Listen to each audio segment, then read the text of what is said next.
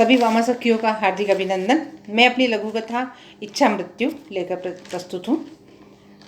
ये मैंने साक्षात देखी हुई है। इसे लघु कथा कहें या संस्मरण कहें, कुछ भी कहें, मैंने लघु कथा का रूप दिया है इसे। इच्छा मृत्यु।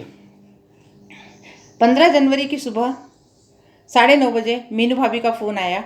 रुआसी भारी सी आवाज़ में उन्होंने बताया, आपके योग गुरु तुमसे मिलने की इच्छा लिए चले गए। रेणु के पैरों के नीचे की ज़मीन खिसक गई। 60 डिग्री तापमान पर भी पसीना आने लगा। बाहर की तरफ बर्फीली हवाओं का शोर और ठंडी तो मानो पूरे मौसम की आज ही कहर बरसा देगी। सूर्य देवता उत्तरायण तो हो चुके थे, पर कोहरे ने उन्हें अभी दर्श दिखाने पर रोक लगा रखी थी।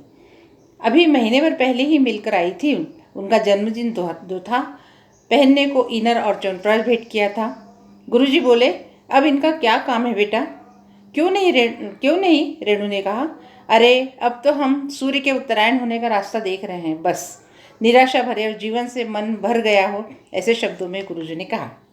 गुरुजी आप भी क्यों कहते रहते हैं ऐसा बार बार? जब जिसको जाना है चला जाता है। हाँ, पर मैं तो सूर्य के उत्तरायण होने पर ही जाऊँगा, गुरुजी बार बार दोहराते थे। उत्तरायण सूर्य में जो शरीर त्यागना था, वो आत्मा मोक्ष को प्राप्त करती है, ऐसा उनका मानना था। अब यही इच्छा बाकी है बस। गुरुजी कहते थे, मैं अपनी योग विद्या अपने शागिर्द को देना चाहता हूँ। आशक्त शरीर है, पर कुछ समय बोल सकता हूँ। तुम आ जाया करो, कभी कभी मिलना भी होगा और मैं जो चाहता हूँ तत्व ज्ञान भी दे पाऊँगा। इसीलिए रेणु हफ्ते में एक बार जाती थी। दर्शन लाभ भी मिलता था और अध्यात्म जीवन दर्शन के साथ ही व्यवहारिक संसार में जीने के तरीके भी मिल जाया करते थे। इस बार महीने भर घर परिवार की समस्याओं के कारण वह न जा पाई थी। और आज ये खबर।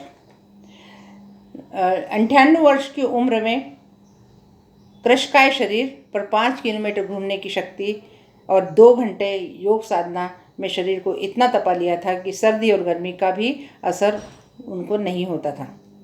ज्ञानेंद्रिय एकदम स्वस्थ, न कान की मशीन की आवश्यकता, न आंखों पर चश्मा, दांत तो सारे साबुत। बस अब संसार से ही मन भर गया था। गुरुजी की पत्नी बड़ी जल्दी उनको छोड़कर चली गई थी। बेटा भी 40 साल की उम्र में हार्ट अटैक से मृत्यु हो गई। उनकी बहू मीनू भाभी ही उनकी सेवा करती थी। भाभी के भी 2 बेटे थे जो बैंक में सर्विस लग गई थी और उनकी भी शादियां होकर वे अपनी जिम्मेदारियों से मुक्त हो चुके थे। अब हो गया बस, बार बार कहते थे।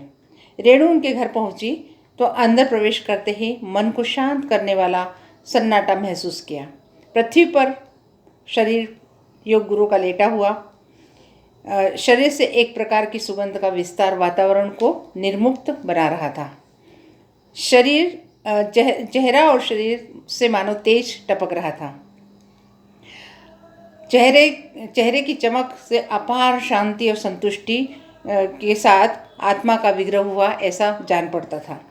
मुंह पर दोनों ओठ ओंकारनाद के उच्चारण से आत्म तत्व को विमुक्त होना बता रहे थे।